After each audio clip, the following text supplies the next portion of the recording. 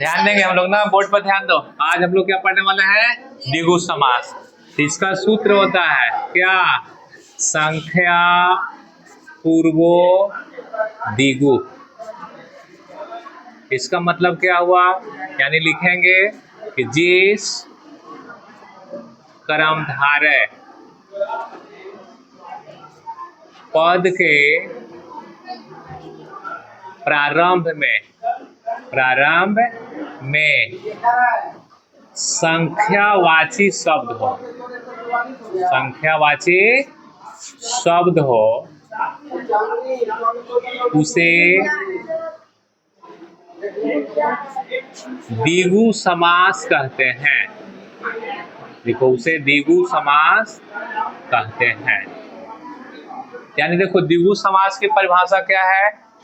यानी जिस कर्मधारय पद के प्रारंभ में संख्यावाची शब्द होना चाहिए। कहने का मतलब कि वैसा समास जिसके शुरू में क्या आना चाहिए? संख्या आना चाहिए। अब संख्या कौन हो गया? नंबर, जैसे 1 आ सकता है, 2 आ सकता है, 5 हो सकता है, 100 हो सकता है। यानी कोई भी अगर संख्या आएगा तो उसको हम लोग क्या कह देंगे? द्विगु समास कहेंगे। ठीक है ना? अब देखिए, एक तरफ लिखेंगे हम लोग समस्त पद लिखेंगे, और एक तरफ लिखेंगे समास विग्रह लिखेंगे। जैसे मान लो, पहला जो हम लोग एग्जांपल लिए, त्रिलोकी ले लिए। त्रिलोकी, पहला तो ये समझो कि सर इसके शुरू में कौन सा संख्या आ रहा है? 3 आ गया, यानी इसको हम लोग त्रिलोकी में 3 आ रहा है। हम बोल सकते हैं कि सर जो त्रिलोकी है किस समास का उदाहरण है? द्विगु समास का। लेकिन इसको अब विग्रह करना है तो एक विग्रह हम बता रहे हैं, बाकी उसके आधारित आपको समझना है। जैसे इसको लिखेंगे 3 को हम लोग त्रैणानाम, इस तरह से त्रैणाम, लोकानाम, इसके बाद लिखेंगे समाहार। यानी 3 लोकों के समाहार को हम लोग क्या कहेंगे? त्रिलोकी कहेंगे। उसी तरह से अगर आपसे कोई कह दिया त्रिभुवनम, तो कैसे आप तोड़ेंगे? त्रिणाम लिखेंगे ना, यहाँ पे लिखेंगे त्रिणाम, अब भुवन है लिखेंगे भुवनानाम, और फिर सबके साथ समाहार जोड़ देना है, यानी मिलाप कर देना है। यानी 3 भुवनों का जो समाहार होगा उसको क्या कहेंगे? त्रिभुवन कहेंगे। उसी तरह से आगे बताइए तो त्रिभुजम कैसे लिखिएगा? लिखेंगे त्रिणाम भुजा नाम, और समाहार जुड़ जाएगा। उसी तरह से अगर आपसे चतुर्भुजम कह दिया तो चलिए बताइए कैसे विग्रह करेंगे हम लोग? चतुर्णाम, क्या लिखेंगे?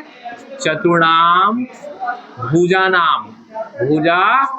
नाम, और समाहार हो जाएगा।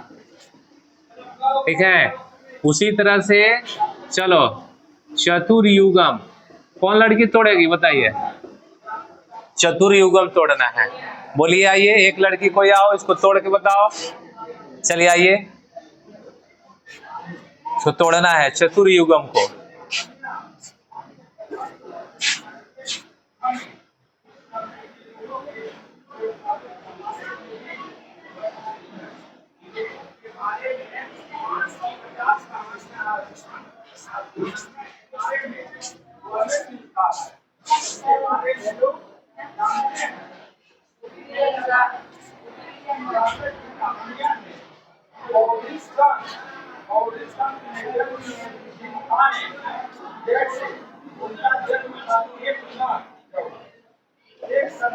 चलिए, बहुत अच्छा। नहीं, इसके लिए जोरदार ताली होना चाहिए।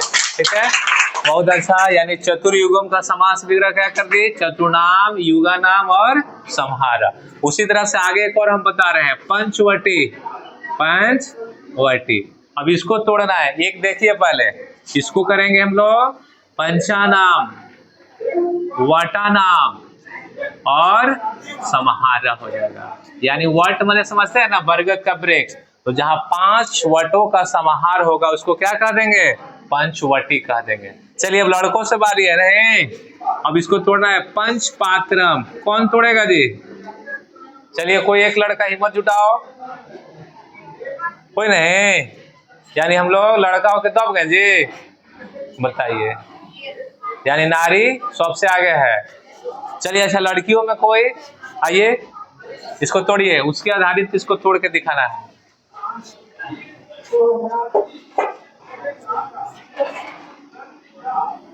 चलो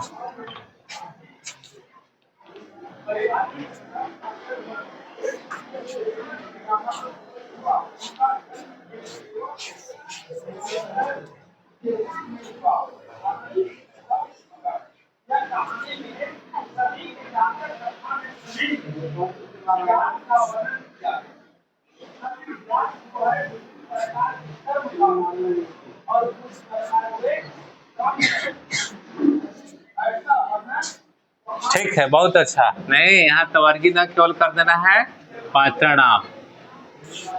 चलिए एक और क्वेश्चन लेते हैं हम लोग। पंचतंत्रम, चलिए इसको कौन तोड़ेगी? पंचतंत्रम लिखा हुआ है, कोई आइए, कौन तोड़ेगी बोलो?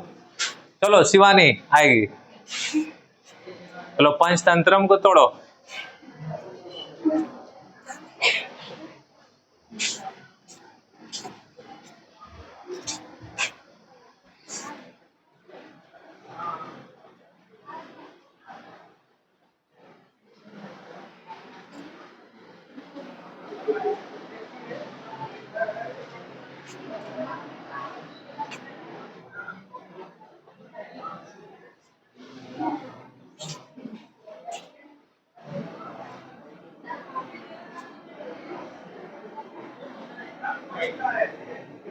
बहुत अच्छा, ठीक है। यानी पंचतंत्रम को क्या तोड़ेंगे हम लोग?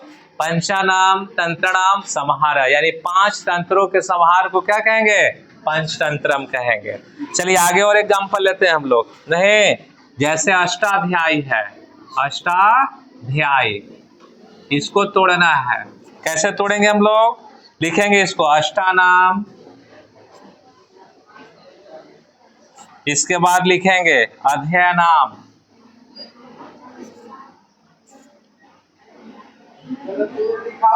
देखो अध्ययनाम समाहारा, यानी ये हो जाएगा हमारा क्या? अष्टाध्याय। उसी तरह से त्रिपथम, एग्जाम के लिए बहुत इंपॉर्टेंट है हम लोग का त्रिपथम, इसको कैसे तोड़ेंगे हम लोग? लिखेंगे त्रिणाम पथानाम अब समाहारा। उसी तरह से शताब्दी, अच्छा शताब्दी मतलब क्या समझे? 100 इसमें छुपा हुआ है, नहीं, इसको तोड़ेंगे शतानाम आपदानाम, और ये हो जाएगा आपका समाहार। यानी 100 साल के समाहार को क्या कहेंगे? एक शताब्दी कहा जाता है। उसी तरह से तोड़ेंगे हम लोग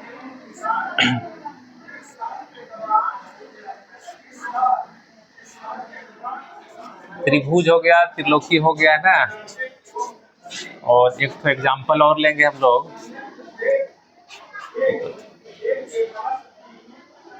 देखो पंचभुज, पंचभुजम, चलो पंचभुजम क्या आप लोग बताएंगे कैसे टूटेगा? तो ये हो जाएगा आपका पंचानाम भुजानाम और समाहार हो जाएगा। हाँ षष्ठभुज अष्टभुज जो भी होगा सब में संख्या आएगा, सब कौन समास हो जाएगा? द्विगु समास में। यानी फिर से थोड़ा समझते हैं, यानी द्विगु समास का सूत्र क्या होगा? संख्या पूर्वे द्विगु।